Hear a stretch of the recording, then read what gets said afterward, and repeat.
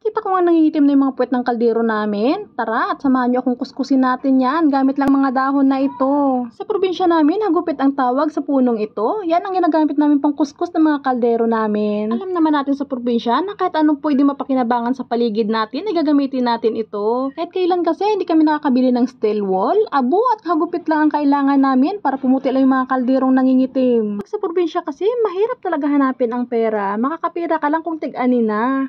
At kapag may hawak ka talaga kaming pera, ang pinapriority namin ay yung pang-araw-araw namin na pangangailangan. Hindi naman po kasi problema ang bigas sa probinsya, basta masipag ka lang mag-ani pag oras ng anihan. Kaya ang madalas talaga naming problema doon ay yung pang-araw-araw namin na ulam. Ayan nga, at nagkuha na ako ng dahon at kuskusin na lang natin yung kaldero namin na yan. Napakagaspang po pala ng dahon na yan, kaya nakakatanggal talaga siya ng mga itim-itim sa puwet ng kaldero. Pero nga kung napapanood ng mga life hacks na kailangan mo pang gumastos, sa atin ay libre lang, makikita lang to sa paligid. At ayan nga yung mga itsura ng kaldero ko bago ko pa sila kuskusin ng dahon ng hagupit. At ito naman po ang resulta pagkatapos ko pong kuskusin. O diba guys, legit na nakakaputi talaga yung dahon na yon. O siya, yan lang po muna for today's video. Thank you for watching.